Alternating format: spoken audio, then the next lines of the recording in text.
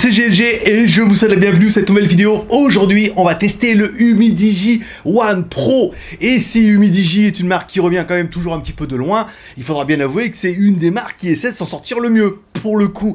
Avec un téléphone qui est juste magnifique, avec quelques très bonnes idées en fait. Et un prix choc avant de tester le Z2 Pro qui arrivera demain, tu le sais. Parce que voir les produits en photo c'est bien, mais les voir en vidéo c'est mieux. Alors débridez-vous et découvrez tout notre high-tech ou smart.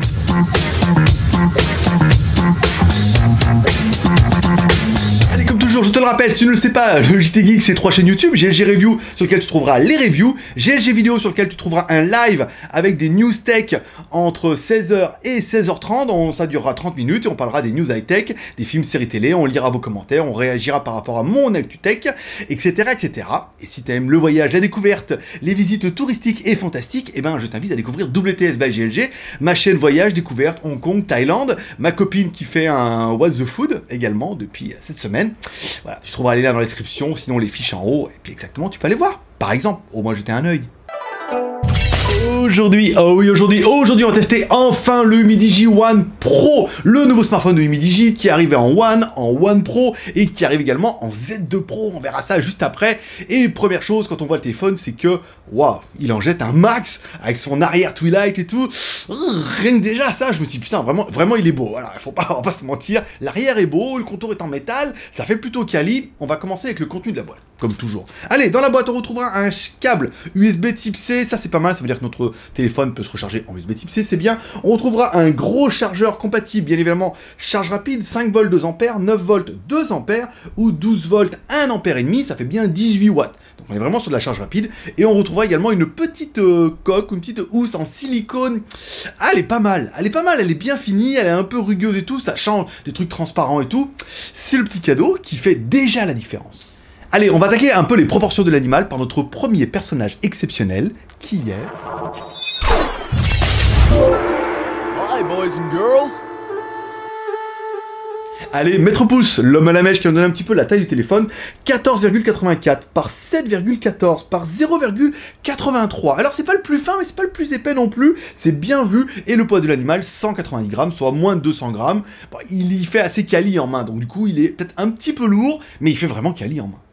Allez, découvrons un petit peu notre téléphone. Qu'est-ce qui nous attend? En haut, une caméra de 16 millions de pixels. Waouh, pas mal, ça peut faire une paire de jolis selfies. Une paire de jolis selfies. Allez, des vidéos en Full HD, bien évidemment, et avec une stabilisation EIS. Voilà, donc ça permet de stabilisation numérique. Bon, on vous aura fait quelques photos qu'on mettra de moi, bien évidemment, comme toujours, dans le village pour avoir un peu une équité avec les autres smartphones et une vidéo en Full HD, en frontal. On y va avec la caméra avant. Bah oui, mais si je vois rien avec ces lunettes, en fait, elles sont bien, elles sont jolies, elles sont stylées, mais du coup, on voit pas l'écran. Ça atténue complètement l'écran. C'est mieux qu'un écran bleu, c'est un écran pas du tout. Voilà. Allez, stabilisation activée au niveau de l'avant, vidéo en Full HD. Sur les photos, ça avait pas l'air dégueulasse. À travers mes lunettes, ça a l'air bien, la stabilisation a l'air juste inexistante. Mais des fois, en fait, en temps réel, elle n'y est pas. Et comme c'est un traitement numérique, on se rend compte que la stabilisation est faite électroniquement. Et du coup, au rendu, on a quelque chose de bien mieux. Voilà, on se met devant mon jouet préféré. Non pas que ça soit mon jouet préféré pour de vrai, mais surtout celui qui a le plus de couleurs. Voilà. Ici, un peu comme ça. Il y en a qui ils doivent se dire c'est un dingo. Ils sont en train de se prendre en photo, en vidéo, tous les jours, avec un téléphone. Voilà. Et enfin, le temple. Pour finir, on va enlever la main devant, voilà, on prendra quelques photos, la piscine derrière, et puis après, on ira avec arrière. Bon, à noter qu'on a aussi l'option face détection et tout. Bon, avec de la caméra, ça marche pas fou. Hein. Vous faire un truc là avec des photos, non, ça marche, voilà. Après, c'est pas ouf, mais ça fonctionne, des fois. Bon, à droite de tout ça, un petit haut-parleur, et bien évidemment, une LED de notification qui est rouge, qui se voit plutôt bien, en fait. Hein, voilà, après, tendance, on a enlevé le câble et est resté allumé, il y a un petit temps de réaction, hein. ROM MDG. Donc du coup, on commence, voilà, on a la notification, on a les caméras et tout, on continue.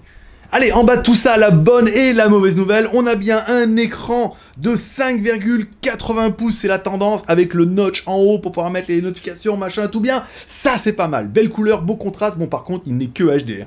1520 par 720p, donc c'est du HD+. Ça va en décevoir quelques-uns, mais en même temps, si je te le dis pas, tu le verras pas, sauf vraiment pendant les jeux, on voit que ça manque un petit peu de résolution. Bon, c'est du beau HD, ça va, ça passe, mais ça reste du HD, quoi. En bas de tout ça, on aura bien évidemment des boutons qui sont intégrés dans l'écran. C'est l'intérêt d'avoir du 18 ou 19 neuvième, 16 neuvième pour l'écran, et une petite barre en haut pour les notifications, et une petite barre en bas pour mettre les boutons. Bon, les boutons sont intégrés, alors des fois ils disparaissent en fonction des applications, des fois ils sont là, mais ils sont plus souvent là que pas là, hein. Donc du coup, suivant les applications et tout, ils sont souvent en bas, et des fois même en photo, ils sont là en surimpression par rapport au mode photo, c'est un peu le bordel. Allez, on continue la découverte de notre téléphone. À gauche, une belle bordure en métal, ça c'est classe. Un emplacement pour mettre nos 2 cartes SIM, ou une SIM plus une micro SD. Là, on est plutôt, enfin, de la nano SIM, hein, t'auras bien vu le format. C'est tout petit, tout mini et tout rikiki. Bon, par contre, là où ce UmiDigi One Pro va tirer son épingle du jeu, c'est bien évidemment... Je parle comme un autre youtubeur. Bon, ça va être au niveau des fréquences. Au niveau des fréquences, on est bien sur 1, 2, 3, 4, 5, 7, 8... 12, 13, 17, 18, 20, 25, 28, 26, 28, A et B. À toucher couler le porte-avions et tous les navires qui sont autour, hein. Toutes les fréquences y sont, mais vraiment toutes, c'est même celles que t'as pas besoin. Voilà, 20, 28 AB, ça, j'en me l'avais jamais fait encore, mais bon, apparemment, voilà, il y a A et B. On a le B20, le 28, 1, 3, 7, 8, 20, 28 pour vous, vous avez vraiment toutes les fréquences. Il est chargé comme une bulle, on va le dire. Bon, à droite de notre téléphone, bouton volume plus moins, ça c'est pas mal. Et qu'est-ce qu'on trouve en bas? Un bouton Power On-Off qui intègre le lecteur d'empreintes digitales, ou un lecteur d'empreintes digitales qui fait également bouton Power On-Off. Mais ça, c'est une idée qui est trop bien. Alors oui, vous allez me dire, ouais, mais c'est pas les premiers à le faire. Il y a Sony qui l'avait fait avant. Bah, ils ont qu'à tous le faire, parce que c'est génial. C'est une très très bonne idée. Un bouton Power On-Off avec le lecteur d'empreintes digitales dessus. Ben voilà, ça c'est de l'innovation 2018 qui existait déjà en 2017, mais le voir sur un téléphone entrée de gamme comme ça, c'est une très très bonne idée. Tu mets ton doigt naturellement pour mettre le téléphone en route, pack, ça déverrouille et tout. Je sais pas, je comprends pas que les autres ne le fassent pas. Ouais, d'accord, il y a un brevet, encore des trucs en Chine, non. Allez, en haut de notre téléphone, rien du tout, hein, capteur d'antenne, machin et tout, ça on s'en fout, on descend. En bas de notre téléphone conserve bien la prise jack, ça c'est une bonne nouvelle. On a bien une connectique USB type C, ça aussi c'est bien, c'est quand même un petit peu le futur. Tous les téléphones ont ça, USB type C c'est pas mal. Et enfin, à droite, un haut-parleur tout seul qu'ils annoncent stéréo. Je me suis dit comment ils ont fait. En haut, il n'y a pas de haut-parleur stéréo. C'est impossible, monsieur, de faire de la stéréo avec un haut-parleur. Eh ben si, il y a un haut-parleur en haut, le haut-parleur dans lequel tu écoutes. Ah oui, alors du coup, quand tu mets le téléphone à l'horizontale, oui, on est d'accord, le son sort bien par le haut-parleur du bas, c'est fait pour ça. Et par le haut-parleur qui sert à l'écoute. Alors cet haut-parleur-là fait un peu de son, mais il n'est pas ultra puissant. Il est surtout beaucoup moins puissant. Mais... il permet vraiment, sur le papier et dans la réalité, d'avoir de la stéréo. Parce que là où on va avoir le son principal, du coup, on va dire aller à droite, parce que c'est là où on a le parleur le plus fort, en théorie, et à gauche, tu pourras mettre un son un peu plus faible. Ou l'inverse, tu mets à gauche le plus fort, et à droite, tu mets les effets. Oui, c'est plutôt dans ce sens-là. Et à droite, tu mettras les effets. Donc, on a bien du son qui sort par le port du haut, mais la bande passante est relativement réduite, et on n'a pas tout le son, vu que c'est la balance droite. Alors, ça a du sens, oui et non. Quand tu regardes la vidéo, bah, t'as un petit effet stéréo qui est pas désagréable. C'est pas aussi dominant que si t'avais deux haut-parleurs, mais ça donne un petit plus, et quand eux, ils disent que c'est quand même 2 fois mieux qu'un pauvre haut-parleur en bas, j'aurais tendance à dire oui. Est-ce que c'est vraiment mieux? Non, mais ça donne un petit effet stéréo qui est pas négligeable, et encore une fois, je me dis, putain, c'est vraiment une bonne idée. Voilà, le fait de mettre un petit peu de son ici, ça donne un petit peu une balance et tout, j'aime bien.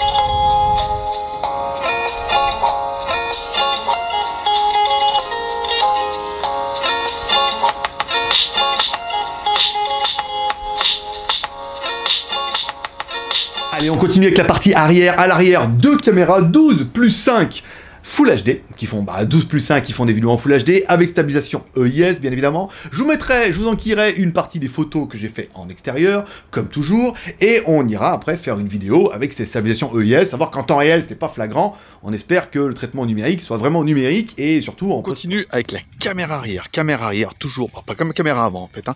Full HD, avec une stabilisation EIS qui est activée pour ma part, donc sur l'écran, ça se voit pas du tout, quand je bouge l'écran comme ça, c'est horrible, ça tremble de tous les côtés, comme un téléphone qui n'en a pas, et après on verra après encore une fois au montage ce que ça donne, si stabilisation il y a, ou stabilisation il n'y a pas, mais bon pour l'instant, mais la qualité est quand même juste très très bonne sur l'écran, sur mon écran encore une fois, hein, mon petit écran HD de merde, qui est pas de merde en fait, qui est mon petit écran HD, la qualité est très très bien. Après, est-ce que ça va rendre après chez vous?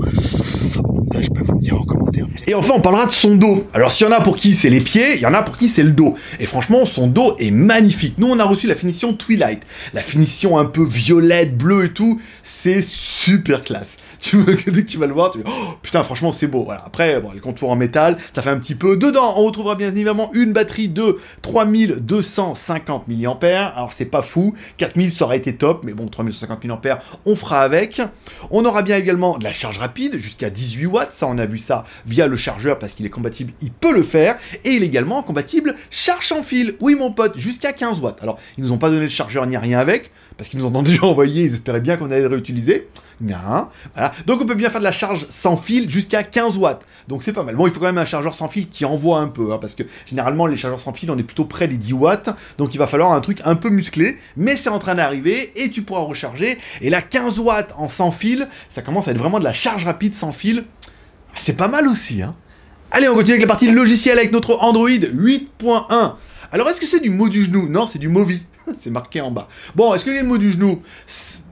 J'aurais tendance à dire oui, mais il est compensé par un processeur qui est quand même assez musclé, hein. Le P23 ronronne plutôt pas mal, donc du coup, même si on sent que la ROM, elle a un petit peu de mal des fois, et ben le processeur rattrape le dossier, ce qui fait qu'on a un truc plutôt homogène. Donc là, on n'a qu'un espoir, c'est de se dire, quand on a reçu le téléphone, on a déjà fait une mise à jour de notre Humidigi, on est vraiment dans les premières versions, les premiers à l'avoir. Quand ils feront une autre version, ça va améliorer la ROM, et là, du coup, on aura vraiment une espèce de bombasse, parce que le téléphone est pas trop mal. Voilà, encore une fois, on a vu pire, mais le processeur compense un petit peu la ROM qui est un peu faible.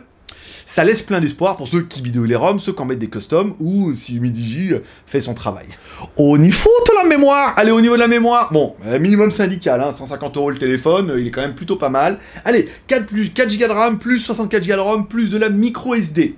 C'est pas mal, 4, voilà, plus 64, plus de la micro SD, on est sur de l'entrée de gamme, milieu de gamme, bon, ça permet d'étendre un peu, c'est pas 6 Go, après pour 6 Go il y aura d'autres modèles, donc on va dire que c'est pas vilain.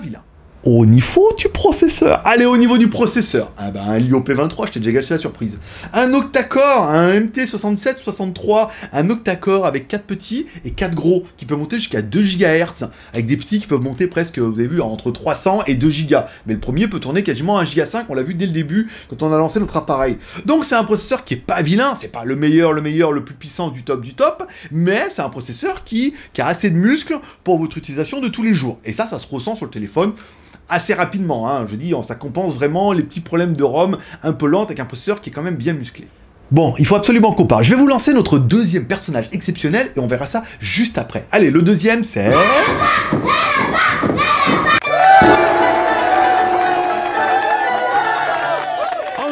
Antutu, notre lapin malin qui va nous donner un petit peu le score de l'animal avant de voir, bon, bah, voilà. Le score, 82 442. Pas mal, on arrive presque aux 100 000, 82 000, donc on est sur du milieu de gamme plus, ou du début d'entrée de gamme. Alors le flagship, on est sur 300 000, on est d'accord, mais sur les 100 000, on est pas 80 000, c'est pas mal. Notre processeur fait bien le taf, on se dit avec, bah, en fait, il a qu'un écran HD en même temps, donc forcément, qu'un écran HD, un bon processeur, un petit peu de RAM, machin, et une ROM qui tient la route, forcément, 80 000, c'est pas mal. Bon, notre Antutu est à la ramasse complète, notre GPU fait ce qu'il peut, de toute façon, notre Antutu fait ramer tout ce qu'on a pu essayer, c'est jamais génial, voire pas bien du tout. Donc là, on est quand même plutôt pas mal. C'est pas ouf, encore une fois, au niveau du lapin, mais c'est pas mal et ça fait un score qui est quand même plutôt rond, comme ça, pour un téléphone à 150 €. Allez, on continue avec la partie jeu, comme toujours. Allez, on fait tourner notre jeu Real Racing. Et là où on se dit, ah bah ouais, mais le processeur est pas mal, le GPU est bien et tout. Bah ouais, mais t'as oublié, l'écran, c'est un écran HD. Donc du coup, tu feras pas mieux, tu verras pas mieux que ce que l'écran est capable d'afficher, donc tu verras pas mieux que du HD. Et ça s'en ressent au niveau des graphismes. Là, j'ai mis le jeu en route, je me dis, ah, ça va quand même emboîter, le téléphone, il est pas si mal que ça. Tu vois, genre, on va mettre, eh ben non, l'écran n'est que HD, donc l'écran affiche que ce qu'il peut. Donc, il va pas t'afficher du Full HD, c'est pas possible. Donc du coup, le jeu s'adapte à la résolution de l'appareil, et on a un jeu qui tourne en HD. Donc, c'est bien, c'est fluide, on peut jouer, mais on aimerait avoir des voitures, on pourrait avoir des voitures beaucoup plus belles si on avait un écran Full HD. Mais on a un écran HD, donc il faut se contenter de ça. Donc on est un peu déçu de pas avoir, on pourrait, mais ouais, non mais c'est toujours, voilà, c'est le chat qui se mord la queue, c'est que HD quoi. Mais ça va, en fait tu pourras jouer sans trop de problèmes. Au niveau de la connectivité, bien sûr, allez, au niveau de la connectivité, notre téléphone est bien Bluetooth 4.2. C'est normal, le 5 points, laissez tomber, Pépé Garcia, il vous a expliqué que ça servait à rien pour le moment. Allez, Bluetooth 4.2, c'est pas mal. Il a également le NFC, ouais, paiement sans contact, synchronisation, tout bien. Il a le Wi-Fi ABGN, voilà, bon, c'est bien, après ça permet d'avoir du Wi-Fi partout, nous ça fonctionne, donc c'est bien. Et au niveau du GPS, il a bien le GPS et le GLONASS. Je rappelle, GPS c'était de l'américain, GLONASS satellite russe. Bon, bah qu'est-ce qu'on peut dire de notre espèce de GLONASS? Eh ben ça marche plutôt bien. Premier fixe, 2 secondes 37. Plein de fixes, GPS, GLONASS, plein, au moins une dizaine de satellites, voire 15. Oh, on se dit, ah, on est bien triangulé, hein. Coquino. Et ensuite, on éteint le téléphone, on le rallume, deuxième fixe en 0,33. Il sait où t'habites, il a compris, hein, là, les satellites, machin, truc, il a compris la blague des GLONASS, tout, comme toi. Donc du coup, 0,33, et ça marche plutôt bien, un fixe qui est plutôt large. Donc au niveau de la triangulation, il t'en faut 3 pour être triangulé. Plus il y en a, mieux c'est, surtout quand t'es entre les montagnes ou entre les buildings, ou les buildings au milieu des montagnes, et ben ça marchera plutôt pas mal. Allez, on va attaquer le bilan. Et avant de dire, mais il est trop gentil, parce que... Attends, il y a les points négatifs, hein. Attendez, je suis pas payé pour ça non plus, tu vois, donc... même si j'étais payé en même temps, voilà. Allez, moi j'aurais bien aimé le téléphone, il est beau, il est magnifique. Ce téléphone, il est très joli. Avec son contour en métal, sa petite encoche note, son écran, quand t'allumes, ils ont mis le fond d'écran, comme le Twilight de l'arrière et tout. Oh, tu le retournes l'arrière, si t'as le bonheur d'enlever le film protecteur et tout. Il est très très beau, et ça... C'est un gros point pour beaucoup. Hein. Combien d'entre vous ont acheté une voiture de merde juste parce qu'elle était belle, etc. Voilà. L'écran de 5,86 pouces, c'est pas mal. L'encoche notch, certains sont réfractaires. Moi, je trouve que c'est plutôt bien. On a l'heure, la batterie en haut à droite, c'est pas mal. La configuration qui est minimum, encore une fois, mais c'est un téléphone à 150 €, donc configuration minimum, bon bah 4 Go, 64 Go, plus la micro SD, ils ont quand même pas fermé la porte. La qualité des photos que j'ai trouvé pas dégueu, moi en extérieur, voire plutôt bien, sur mon petit écran HD, donc encore une fois, qu'est-ce que ça va donner sur un grand écran Full HD, 2K, 4K, 8K, si t'as investi un peu dedans, et ben ça tu me diras en commentaire. La 4G, qui est quand même super large. 1, 2, 3, 1, 2, 3, 4, 5, 6, 7, 8, 12, 17, 13, 17, 20, 25. Voilà, c'est ouf, hein, d'avoir tout mis ça là-dedans. Voilà, l'effort, il a été mis là-dessus, c'est pas mal. Et enfin, moi, j'aurais bien aimé le Touch ID sur le côté. Un petit bouton comme ça. Oui, je sais. Ouais, mais voilà, c'est tout. C'est très très bien. Après, le truc de stéréo, bon, là, on est sur du gadget, mais c'est des petits efforts. Vous voyez, les fréquences, la 4G, le stéréo, le design et tout. Pour moi, c'est un effort qui est appréciable sur ce genre de smartphone, surtout à 150 boules. Au niveau des points négatifs, allez, au niveau négatif, j'aurais regretté, bon, qu'il soit pas IP quelque chose, quoi, tu vois, un peu IP... C'est bien, c'est un peu la tendance, mais on est sur un téléphone à 150 €, fallait pas rêver. Les haut-parleurs qui sont donnés stéréo et qui, bon, bah, c'est pas de la vraie stéréo. C'est, on va dire, si t'as 100% sur le haut-parleur, t'auras peut-être que 50%, voire 40% sur le deuxième. Donc t'as un petit effet de son, de machin, de presque de quelque chose, mais c'est pas vraiment de la stéréo. Mais c'est quand même mieux, d'accord? Bon, on est bien. La batterie, 3250 mAh, je la trouve un petit peu légère. J'aurais peut-être préféré une batterie 4000 mAh. Umi nous avait déjà proposé téléphone avec 4000 mAh. Là, ça aurait pu être le top du top, batterie 4000 mAh. Et enfin, dans les points négatifs, il faudra pas oublier que c'est un Umi. Alors Umi, depuis que la marque existe, ils ont fait des trucs pas mal. Ils ont fait aussi beaucoup de cadavres, et ils essayent à chaque fois en disant « Oh, c'est renouveau, nouvelle usine, nouveau design, nouvelle conception », et des fois, il y a beaucoup d'entre vous qui en sont totalement satisfaits, il y en a qui ont des petits problèmes et qui vivent avec, il y en a qui sont complètement hors d'eux parce que ça marche pas, il n'y a pas de mise à jour, leur service est pas très très bon. Alors, est-ce que Umi est mieux que ça? Alors, c'est un truc que je devrais pas vraiment insister là-dessus, mais c'est Umi qui me l'a envoyé le téléphone. Mais bon, voilà. Après, est-ce que... voilà, c'est Umi, si vous regardez sur les forums, ils vont pas vous dire le contraire de ce que je vous dis. Ils vont aller dans ce sens-là, donc je suis obligé de vous le dire, pour être honnête un petit peu avec vous. Après, le téléphone en lui-même, moi je l'ai testé pendant 3 jours, très bien. Très belle photo, très bon contraste, je le mets à e-charge, je le synchronise, je mets mes photos et tout. Moi, j'ai pas à en dire du mal. Après, qu'est-ce que ça va donner sur 1 mois ou 2? Et je peux pas vous le dire, parce que le problème, c'est que j'ai encore le Midi G2 Pro à faire après. Après, j'ai un V-Mobile et tout. Je peux pas garder chaque téléphone pendant 1 mois, je n'ai pas assez de poche. Là, j'en suis à mon 4e cette semaine, donc c'est pas possible. Donc, il faut en parler comme ça reste un Umi qui traîne une réputation de marque chinoise, qui se cherche. Est-ce que c'est à partir de celui-là où la marque sera géniale? Je peux pas vous le garantir. Voilà. Après, est-ce que le téléphone est bien? Je trouve que pour 150 €, personnellement, c'est un très très bon smartphone. Est-ce que je changerais? Non. Je suis encore sur mon Mi Max 3. Tu rigoles quoi? mais voilà, à 150 €, c'est un beau téléphone. Il fait bien le taf. Il est quand même plutôt complet. Donc, il pourrait vous intéresser. Ben voilà, c'est tout pour aujourd'hui. Allez, comme toujours, les 3 R, share, commentaire, pouce en l'air. Tu partages sur les réseaux sociaux, tu mets un pouce en l'air si t'as aimé la vidéo, tu mets un pouce en bas si t'as pas aimé la vidéo, ça t'as l'habitude. Tu mets un commentaire sur cette vidéo pour dire ce que tu penses de ce téléphone-là. Surtout en partie photo, où moi, en fait, je vois certainement ça après le montage. Donc je peux pas vous donner mon commentaire directement. Laissez-moi un commentaire de ce que vous pensez de ce téléphone-là, si vous avez déjà eu un Umi, si vous en êtes content, pas content, et vous retenterez l'aventure ou pas. Oui, bug. Ce message, il est pour toi. Est-ce que tu tenterais l'aventure, toi, avec ce Humidigi ou pas? Voilà. Vous dites-moi en commentaire, ça m'intéresse. Je vous rappelle que demain ou après-demain, je vous testerai le Humidigi Z2 Pro Twilight Edition et tout. Alors, on est sur le modèle, ping, là, on est plus de 300, 350 €. Apparemment, ça a l'air encore mieux que ça. Donc là, moi je serais toi, je m'abonnerai en cliquant en bas à droite sur ma gueule. N'oublie pas de cliquer sur la cloche de notification pour recevoir une notification. Et comme ça, demain ou après-demain, quand la vidéo tombe, t'es dans les premiers à être informé et tu peux voir la vidéo dans les premiers. C'est quand même un petit privilège pas négligeable. Voilà. Allez, c'est tout pour aujourd'hui. Moi, je donne rendez-vous demain ou après-demain pour la review du Humidigi Z2 Pro sur le JT Geek, sur GLG Reviews. Et sinon, en soir en live à partir de 16 h sur GLG Vidéo. Bye bye.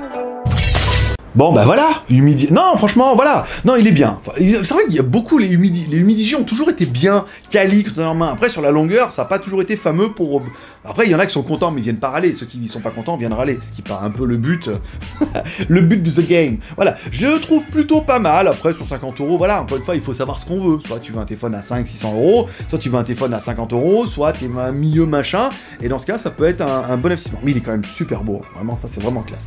Allez, je vous le rappelle, vous pouvez soutenir l'aventure en me payant un café sur Tipeee, c'est les questions à me poser. Tu peux aller sur Tipeee également, tu vois le nom de ceux qui ont déjà tipé ce mois-ci, parce que si tipeur arrête de tiper, tu vas voir, on va pas aller bien loin. Donc du coup, tu peux aller sur Tipeee, tu verras chaque vidéo 24 heures avant tout le monde, tu recevras un mail sur Tipeee en disant ah la vidéo de demain est en ligne, et le lendemain tu la vois en public, si jamais t'as pas envie d'aller me payer un café. Ou t'as pas envie, c'est tout, tu veux pas. Mais si tu veux, c'est bien, par exemple. Et tu auras des news et une vidéo privée tous les samedis, bien évidemment. Paix et prospérité, bonne journée.